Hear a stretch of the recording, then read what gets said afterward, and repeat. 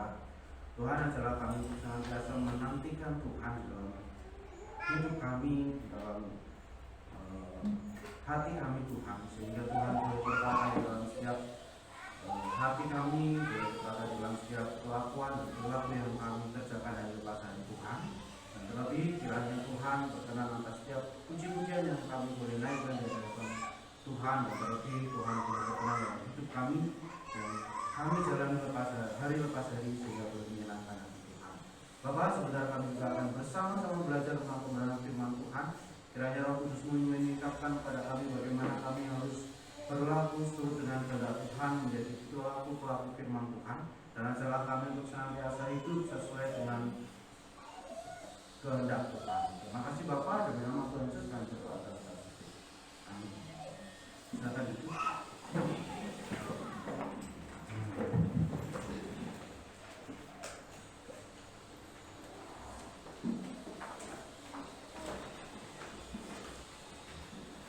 Shalom Bapak Ibu yang dikasihi Tuhan.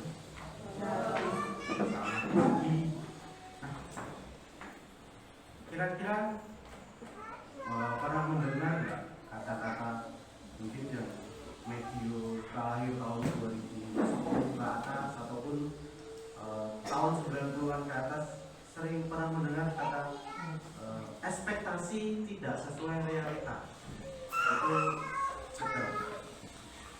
Milenium sekali, ekspektasi tidak sesuai dengan realita atau harapan tidak sesuai dengan kenyataan. Misalnya ketika kita beli mie, ekspektasinya mie itu enak sesuai gambarnya, tapi ternyata tidak. Waktu saya di Papua, ada seorang anak kecil dimasak, mereka apapun merek mie-nya, mie instan itu apapun mereknya, namanya cuma satu, Super Mie. Jadi dia mau masak Indomie, mie sedap, mie sukses, Sarimi, cuma satu nama, Super Mie. Jadi ketika anaknya ini tidak mau sekolah, ibunya itu masak Super Mie. Sudah, kamu berangkat sekolah, kita nanti mau masak Super Mie. Dia lihat bungkusnya, bungkus mie itu kan tidak ada yang mie polosan, pasti ada dagingnya, ada sayurnya, ada telurnya. Anaknya ini berharap mie yang dimasak itu sama seperti bungkusnya, ditata baik. Ketika selesai masak, dia bilang, "Mama, mana dagingnya, mana ayamnya?" "Tak ada," bilang mamanya. "Tidak ada dagingnya." "Mama tipu, mama makan sudah." Ya, jadi dibilang mamanya menipu, kamu pasti mama sudah makan dagingnya. Dan setahu saya, selama saya pertama kali makan sampai saat ini, tidak ada di bungkus mie itu ada daging potongan kayak gambarnya. Tapi dia ngotot, mama tipu, mama sudah makan dagingnya, jadi tinggal mie-nya saja. Nah, itu gambaran harapan tidak sesuai dengan kenyataan. Dan kadang apa yang kita pikirkan, saya sudah planningkan hari ini, saya misalnya, saya mau piknik ke pantai, nanti di pantai itu saya bisa gambaran apa, seperti apa, mau ngapain. Sampai di sana kadang tidak sesuai. Ada yang kendala di jalan, macet di jalan, bongkar bekal di jalan, harusnya sampai di tempat tujuan baru dibongkar, ternyata karena macet bongkar di jalan. Kadang tidak sesuai dengan harapan kita, tidak sesuai dengan yang kita inginkan. Itu yang sering terjadi. Tapi kadang-kadang ya sesuai harapan kita. Ada yang misalnya saya beli di Shopee, beli chopper, datang, sesuai harapan, bersyukur. Tapi kadang-kadang nggak sesuai. Nah, mari kita buka di dalam Ibrani pasal yang ke-11. Ibrani pasal yang ke-11, ayatnya yang ke-35 sampai 40. Ibrani pasal 11 ayat 35 sampai yang ke-40.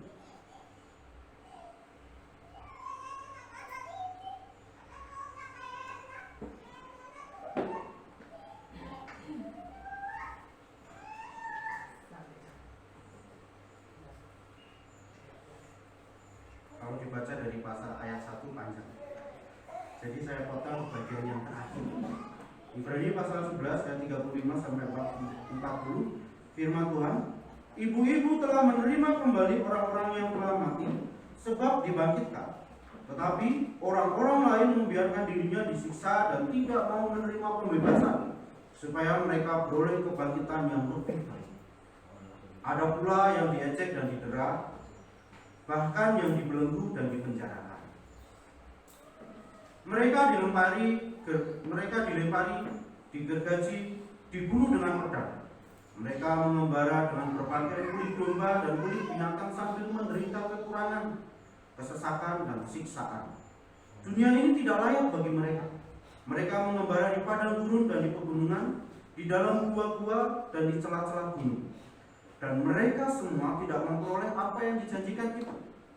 Sekalipun iman mereka telah memberikan kepada mereka suatu kesaksian yang baik, sebab Allah telah menyediakan sesuatu yang lebih baik bagi kita. Tanpa kita, mereka tidak dapat sampai kepada kesempurnaan. Ini firman Tuhan. Nah,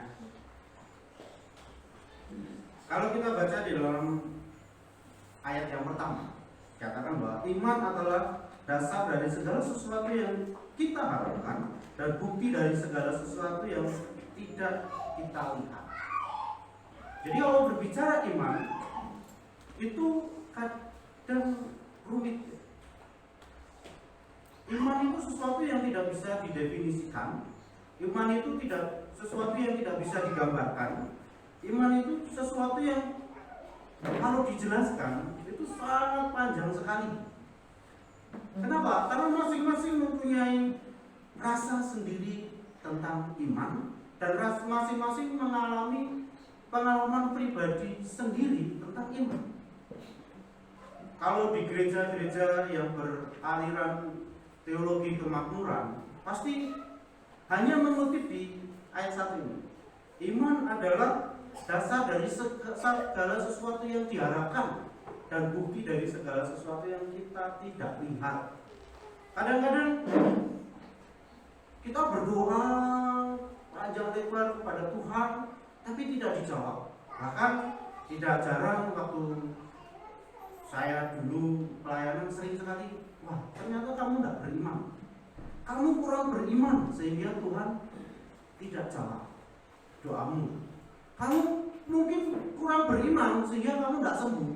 Pernah KKR satu kali, KKR kebaktian rohani kesembuhan, KKR kesembuhan, bahwa ini tidak sembuh ini ketika didoakan kan pendetanya, kamu kurang beriman sehingga kamu tidak sembuh.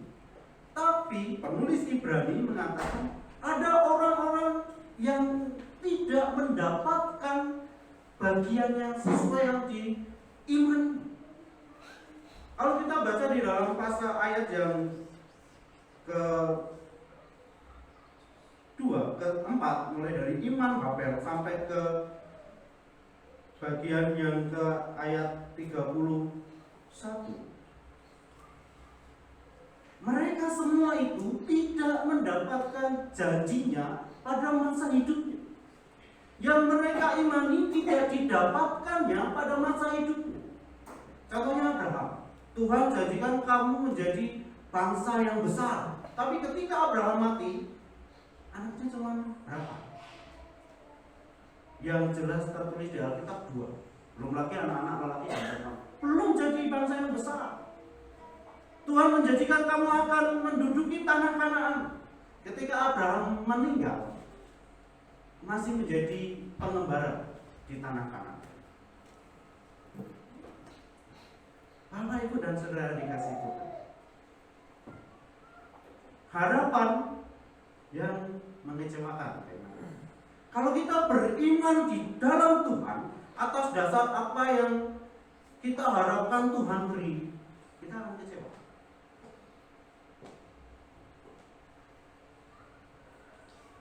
Kadang ada yang bilang hukum tabur tuai. Kamu tabur berapa banyak, kamu akan menuai berapa banyak. Tapi faktanya kan tidak.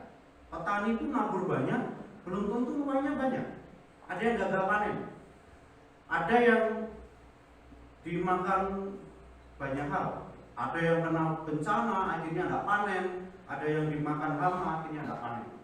Kalau kita memberi sesuatu kepada Tuhan dan kita mengharapkan Tuhan memberikan sesuatu lagi kepada kita akan kecewa. Ketika kita memberikan kepada Tuhan atas dasar apa yang aku lakukan, Tuhan lakukan, kita akan kecewa. Kenapa? Karena tidak sesuatu yang selalu yang kita imani Tuhan jawab. Tidak segala sesuatu yang kita harapkan Tuhan beri. Kadang-kadang ada yang sampai, kami dulu waktu di kampus itu sampai bercanda, wah tumpang tangan ada mobil bagus, tumpang tangan dalam nama Yesus ini milik, nanti saya punya mobil kayak gini. Kalau kita beriman tanpa melakukan sesuatu dengan iman kita, ya kita tidak akan dapat apa-apa. Kalau kita beriman hanya mengharapkan Tuhan memberikan kepada saya sesuai dengan apa yang saya kerjakan, kayak gini, aku sudah beri Tuhan, aku persembahan banyak Tuhan, tapi Tuhan berkati usaha saya, Tuhan berkati apa yang saya kerjakan, Tuhan berkati segala usaha saya mau cari kerja, Tuhan berkati. Kita akan kecewa. Kenapa? Sekali lagi, harapan yang kita harapkan tidak sesuai dengan kenyataan yang ada. Tidak selalu, wah aku mengimani hari ini aku tes ujian mau masuk kerja, aku sudah berdoa pada Tuhan, aku sudah pelayanan dengan baik kepada Tuhan, aku beriman hari ini pasti lolos. Kalau kita tidak menyiapkan diri dengan baik, kita tidak mengukurnya dengan baik, kita tidak fokus mengerjakan dengan baik, jangan berharap lolos. Meskipun kita beriman, mau mati-matian, aku beriman tapi tidak belajar, aku beriman tapi tidak membaca banyak pengetahuan, tidak akan lolos. Ujian sekolah pun demikian, dalam berusaha pun demikian. Aku beriman mau buka warung, tapi warungnya di tengah hutan, tidak akan, balik modalnya lama. Maka itu dalam saudara kita Tuhan. Bagaimana supaya pengharapan kita itu tidak mengecewakan? Yang pertama, kita beriman bukan berdasarkan apa yang kita sudah beri, Tuhan beri, tetapi beriman berdasarkan apa yang sudah Tuhan beri bagi kita. Beriman berdasarkan apa yang Tuhan berikan pada kita.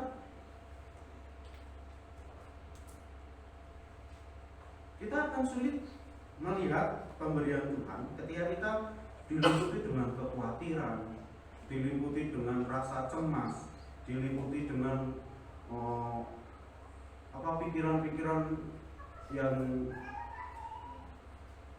mengkhawatirkan kita. Kita akan sulit melihat Tuhan memberikan apa bagi kita.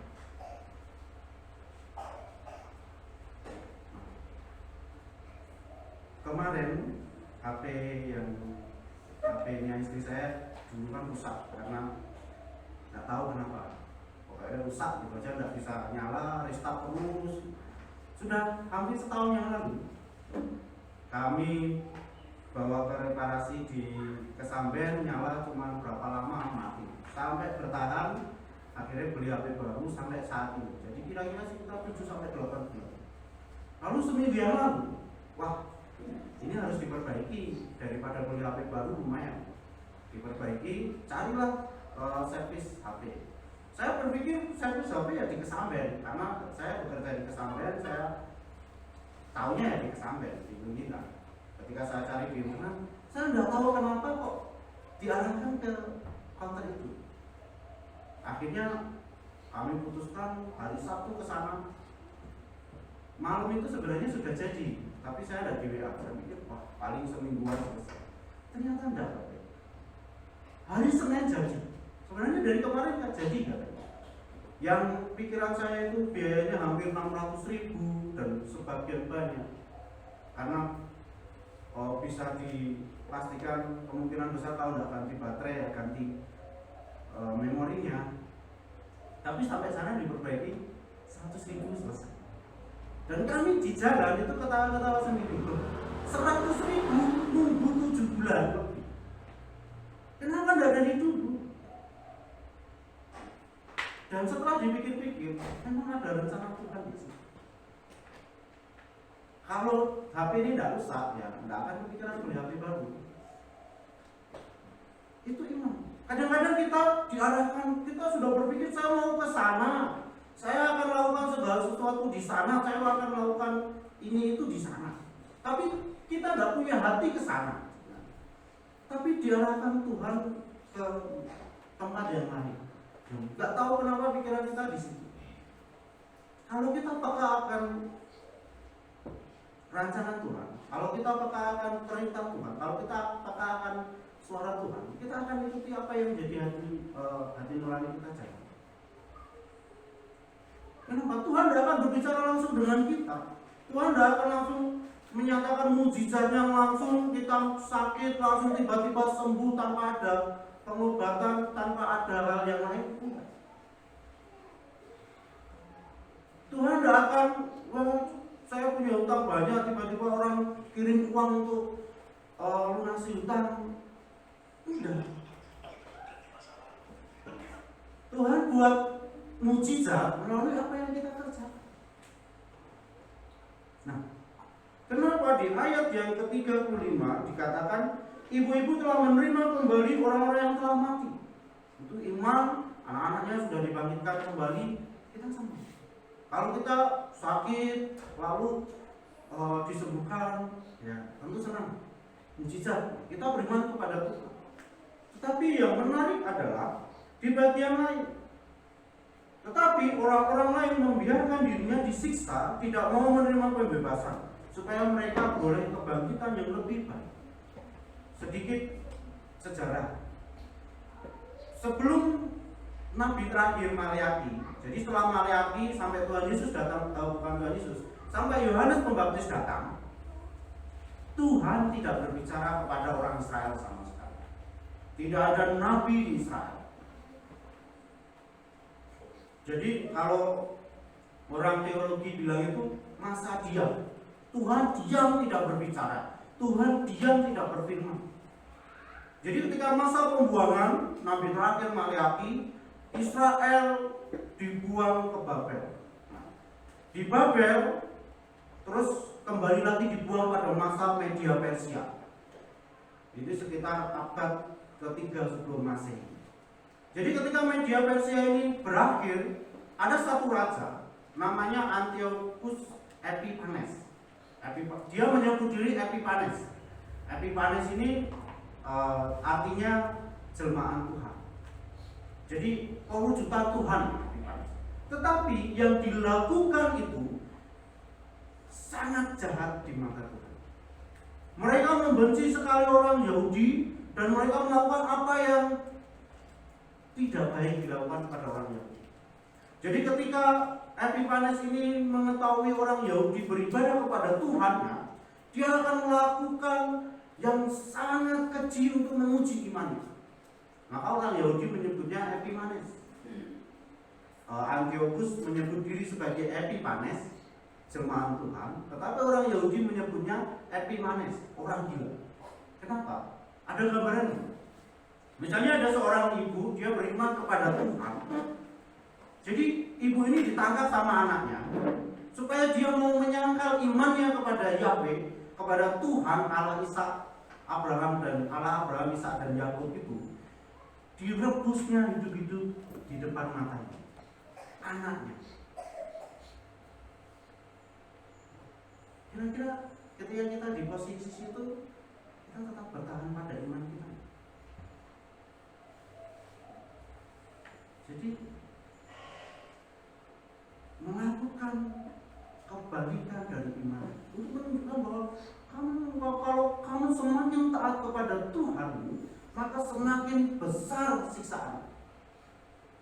Bisa dibayangkan seorang ibu ditangkap, ditaruh di situ, melihat anaknya direbus. Supaya apa? Menyangkal iman. Ada orang yang kalau kamu mau menyangkal imanmu, kamu akan dilepas. Makanya di bagian yang itu, di ayat 36 dikatakan ada yang diejek, didera, bahkan dibelenggu, dipenjara, dilempari, digergaji, dibunuh dengan pedang.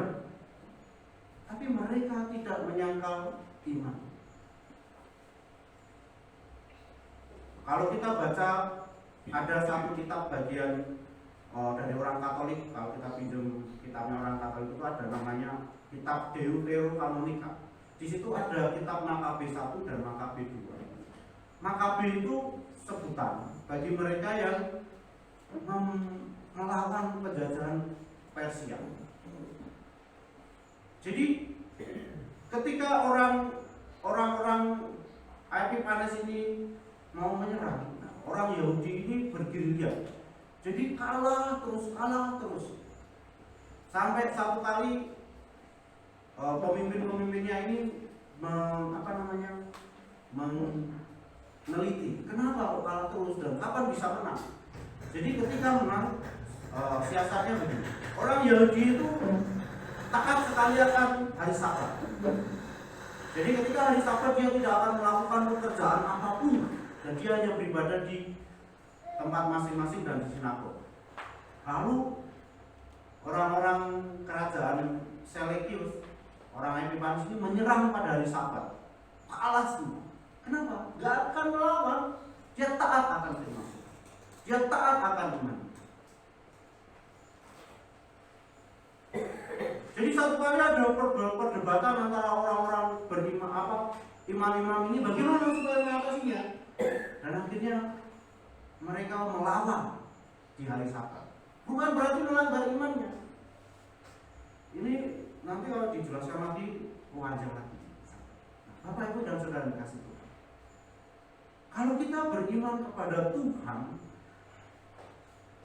dan kita memiliki harapan-harapan tersendiri di dalam Tuhan, maka jarang orang akan kecewa. Kalau mau dikatakan saya kecewa sama Tuhan. Saya pernah cerita bahwa hampir 1 tahun saya tidak beribadah kepada Tuhan karena saya kecewa dengan Tuhan. Itu wajar.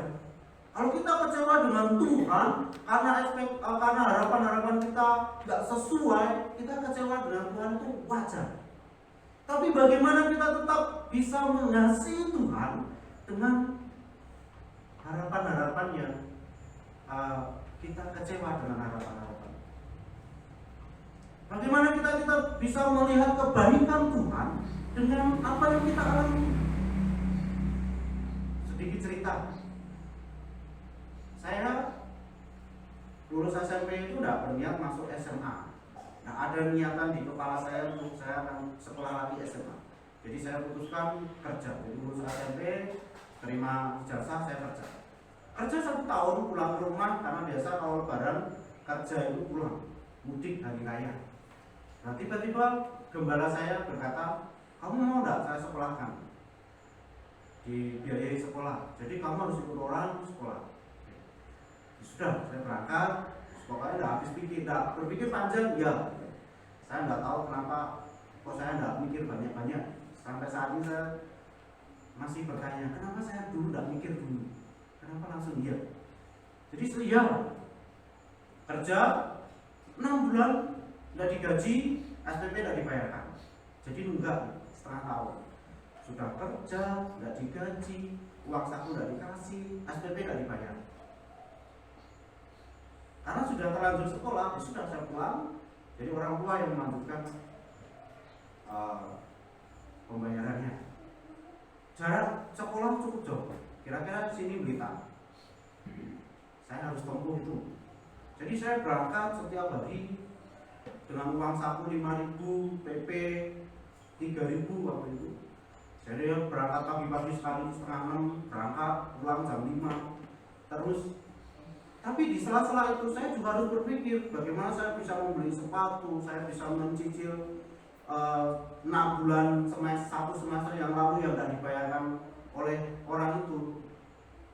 Semua kegiatan sekolah yang keluar, jadi semua lomba-lomba saya itu. Jadi semua kegiatan di luar sekolah saya itu supaya saya tidak mau dapat prestasi tidak apa-apa. Yang penting dapat uang saku. Jadi ketika saya sekolah keluar misalnya, oh ikut seminar di sana dapat uang saku, ikut olimpiade di Solo saya dapat uang saku. Yang saya ambil uang sakunya, nggak mau tahu saya dapat juara atau enggak, nggak mau tahu saya bisa atau enggak. Dan bersyukurnya saya sampai hari ini berpikir, kenapa saya selalu lomba itu tidak di bidang saya. Kalau saya itu kuat, pinter istilahnya di kelasnya itu biologi dan fisika serta kimia, tapi setiap lomba saya tidak selalu di tempat itu.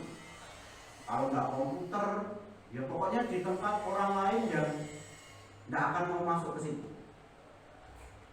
Jadi jalan Tuhan supaya nggak dilihat, wah kamu itu bodoh sekali sih, kenapa nggak selalu nggak dapat juara. Jalan Tuhan supaya tetap dapat uang saku, tapi tidak perlu juara. Kenapa? Karena kalau komputer, di sekolah saya tidak ada pelajaran komputer. Kalau kalah, wajar. Saya pikir-pikir, oh ini jalan Tuhan. Setelah selesai kuliah, selesai SMA, saya juga tidak berpikir kuliah. Setahun kerja, 2008, 3 tahun saya bekerja. 2011 ditawari kuliah dengan gembala yang sama. Dan bodohnya saya tidak tanya lagi. Padahal kemarin sudah SMA sudah tidak sesuai nih ya, dan kuliah, dan saya iya lagi dijanjikan gereja mau bantu. Saya boleh kecewa nggak sama hamba Tuhan? Bisa. Kenapa? Karena saya sekolah dijanjikan beasiswa, ternyata enggak lulus. Dan saya kuliah lagi dijanjikan hal yang sama, gereja akan membantu. Saya kuliah 5 tahun, gereja membantu cuma 6 bulan, sebulan 50.000. Uang SPP 1 juta. Jadi 50.000 dari 1 juta, jauh sekali. Ya, tapi saya pernah sempat saya akan berhenti kuliah. Kenapa? Gereja saya kecewa dengan gereja, saya kecewa dengan hamba Tuhan. Saya mau putuskan mau berhenti kuliah, tapi di tengah doa Tuhan ingatkan. Nah, mulai dari situ Tuhan ingatkan satu kata ini, Petrus anak Yohanes, satu kalimat itu. Apakah engkau mengasihi aku? Saya ingat pada waktu itu dan 3 kali, dan saya menangis di situ. Saya ingat bahwa Tuhan tidak akan pernah meninggalkan anak. Dan saya tetap lanjut kuliah, bukan 1 tahun. Dan puji Tuhan di semester ketiga dapat beasiswa. Jadi uang saku saya lunas untuk melunasi tunggakan 1 tahun ini. Kalau mau dibilang kecewa sama Tuhan, mau dibilang kecewa sama gereja, saya sampai saat ini tidak akan ke gereja. Kalau mau dibilang saya kecewa dengan hamba Tuhan, saya akan kecewa dengan hamba Tuhan.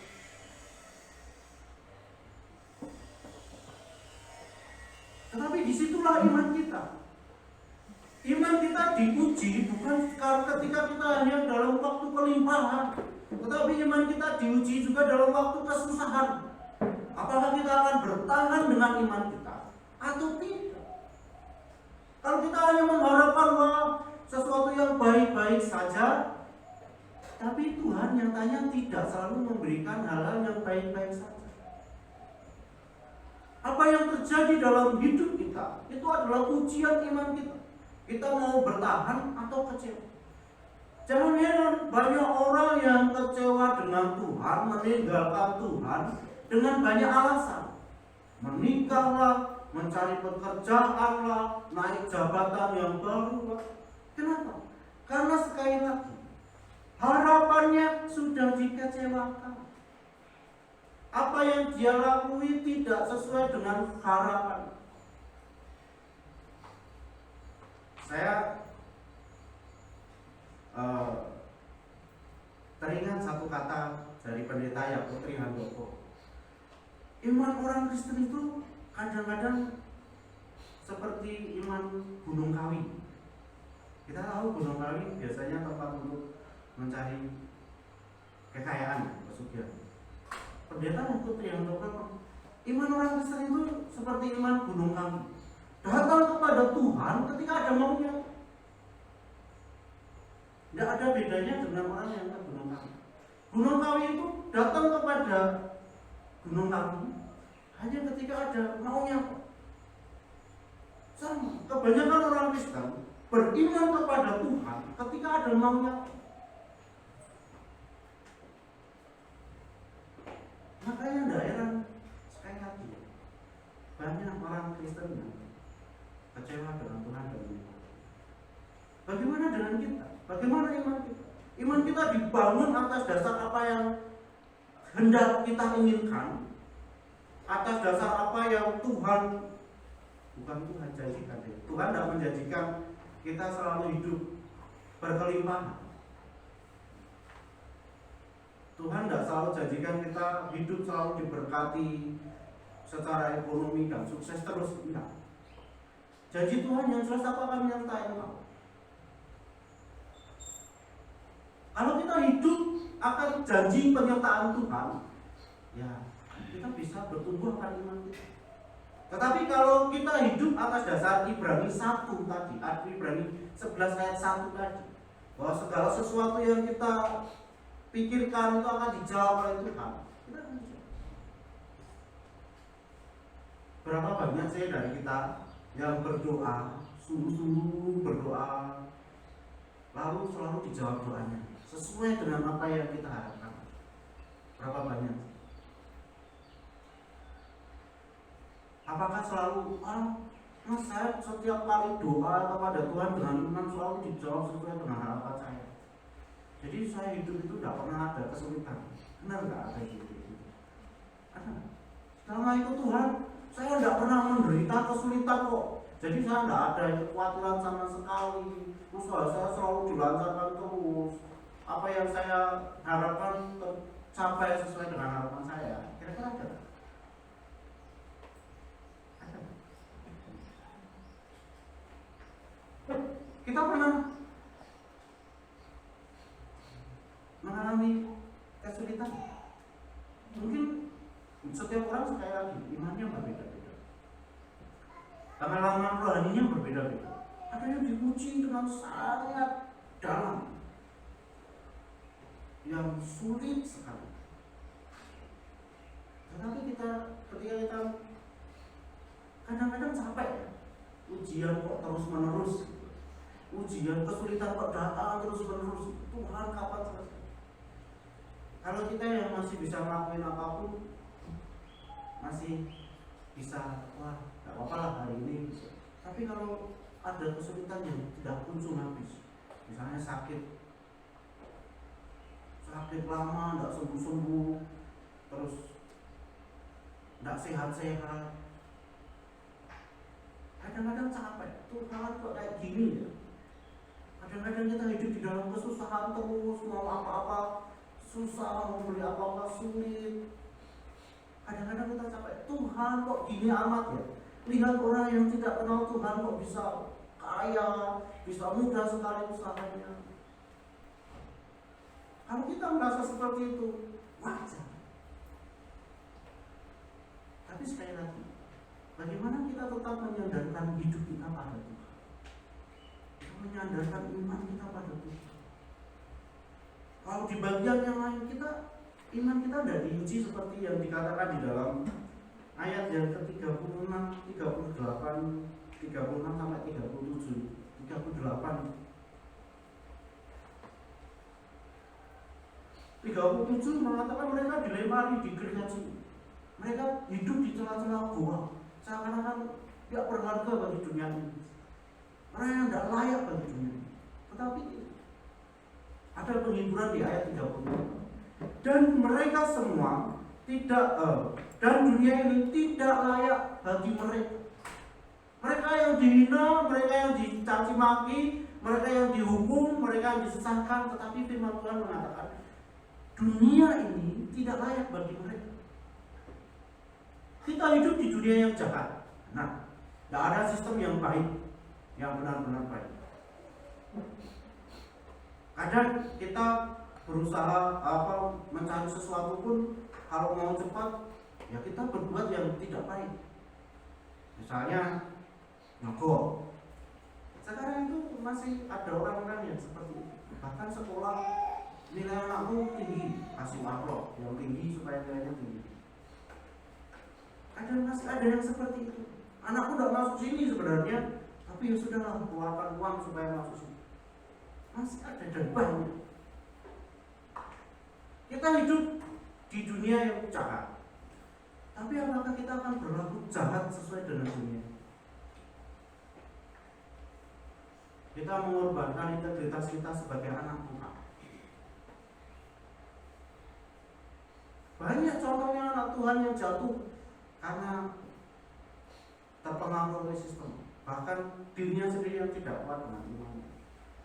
Ingat Menteri Sosial yang menggelapkan dana bantuan sosial, bukan orang yang dibilang orang yang aktif ke gereja.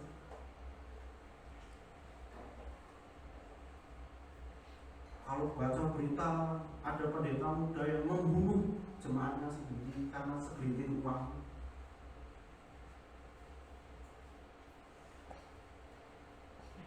Dan saya sendiri pun kalau diuji imannya ya udah selalu saya akan berbuat baik.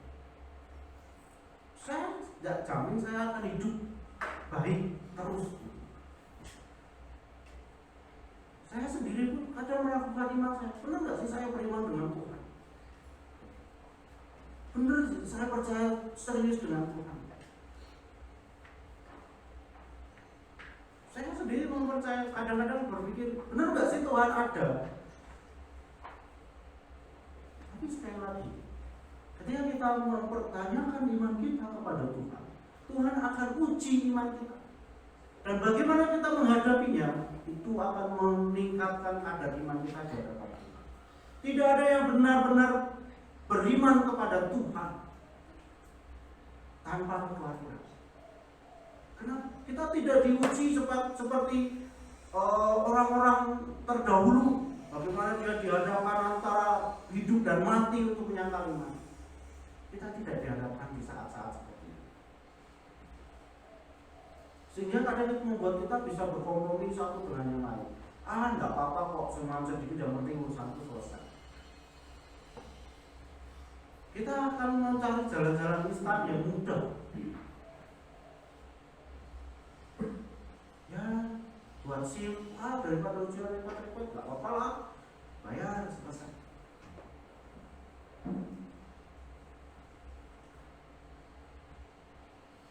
Kadang-kadang seperti itu. Buat sesuatu gak apa-apa lah, jalur belakang yang penting selesai. Kadang-kadang integritas kita gimana? Saya bilang ke sekolah waktu membayar sesuatu yang tidak perlu, tapi dengan jalan menipu pembukuan, visi misi sekolah hilangkan aja. Ketika anak-anak yang tidak disiplin tidak didapat teguran ataupun dibiarkan dengan alasan kasar, saya bilang visi misi sekolah hilangkan aja, tidak usah pakai visi misi sekolah, copot semua mereka tentang visi misi sekolah. Visi misi sekolah sudah gagal. Kalau kita sama, kita tidak memiliki iman yang sungguh-sungguh pada Tuhan. Kita tidak benar-benar mengasihi Tuhan dan gereja. Ya copot aja banner itu, berhati maju bersama untuk kemuliaan Tuhan.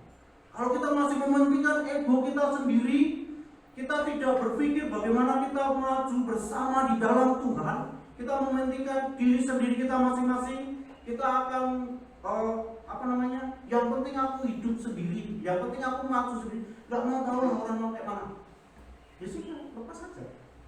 Gak perlu ada slogan bersehati maju bersama untuk kemuliaan Tuhan. Namanya bersehati tidak selalu bersama-sama, tidak selalu satu kata ya, semua ya. Ada perbedaan di dalamnya, benar. Tapi bagaimana kita bisa mengakui keperbedaan itu sehingga kita bisa bersama-sama untuk kemuliaan Tuhan. Tidak ada gereja dimanapun yang semua jemaatnya satu hati, satu itu tidak ada. Pasti ada kekecewaan satu dengan yang lain, kekecewaan dengan hamba Tuhannya, bahkan kecewa dengan saya, pasti ada. Tapi bagaimana kita tetap menyatukan hati kita, menyatukan iman kita di dalam Tuhan untuk kemuliaan Tuhan.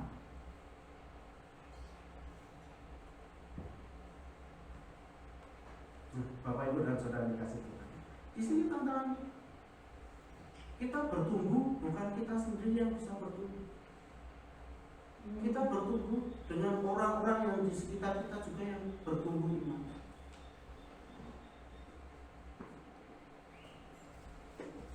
Kita dapat berkembang secara rohani karena ada orang-orang di sekitar kita yang mendukung kerohanian itu.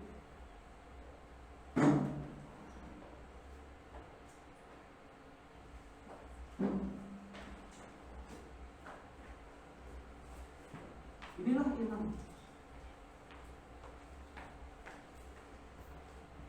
Iman itu bukan hanya sekedar janji yang tertulis, atau bukan sekedar pernyataan aku beriman. Tetapi iman itu tindakan. Iman itu aksi. Iman itu penyerahan diri kepada Tuhan. Iman itu disandarkan atas apa yang Tuhan berikan, bukan atas apa yang kita berikan kepada Tuhan, dan Tuhan akan memberikan apa kepada kita. Kalau kita sudah melihat segala sesuatu yang Tuhan berikan bagi kita, cobaan apapun, ujian bagaimanapun, kesulitan seperti apapun, iman kita tidak akan berubah. Iman kita akan tetap bertumbuh. Kenapa? Sekali lagi, setiap kesulitan yang kita hadapi adalah ujian iman kita. Ketika hanya memandang pengharapan saja di dalam Tuhan sesuai dengan apa yang kita harapkan, harapan itu akan mengecewakan kita.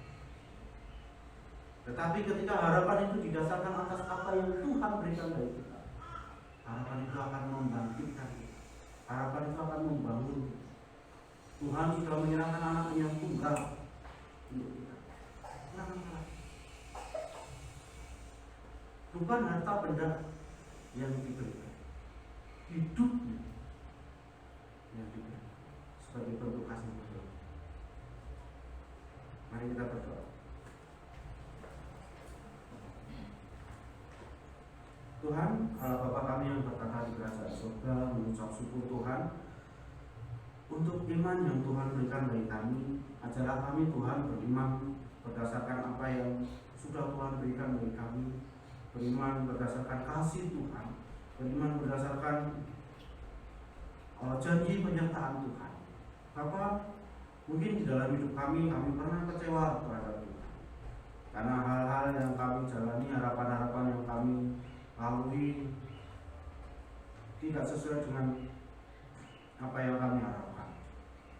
Bahkan ketika di dalam kesulitan pun, ketika kami berdoa, terkadang kami tidak melihat bahwa Tuhan menjawab doa kami. Bahkan terkadang kami merasa Tuhan tidak mendengar dari doa-doa yang kami naikkan ke hadapan Tuhan. Tuhan, terkadang mungkin kami lelah dengan kesulitan yang kami alami. Tuhan, mungkin terkadang kami kecewa dengan apa yang terjadi dalam hidup kami. Tetapi Tuhan, ajarlah kami untuk melihat saksi-saksi iman yang dahulu, bagaimana mereka mempertahankan imannya Tuhan. Dan terlebih lagi kami melihat Tuhan Yesus yang bagaimana dengan kasih-Nya rela dihina, disesat, dicambuk, dan bahkan disalibkan dengan hina. Tuhan, apa ajarlah kami untuk melihat kasih Tuhan itu. Tidak ada kasih yang lebih besar selain dari pengorbanan-Mu Tuhan. Bapak, sekali lagi, Engkau tahu bagaimana iman kami di hadapan Tuhan. Engkau tahu bagaimana kami mengikut Engkau Tuhan. Engkau tahu bagaimana kami percaya kepada-Mu Tuhan. Ajarlah kami sekali lagi untuk menjadi anak-anak-Mu yang hidup penuh dengan iman di dalam Tuhan. Hidup dan menghidupi iman kami,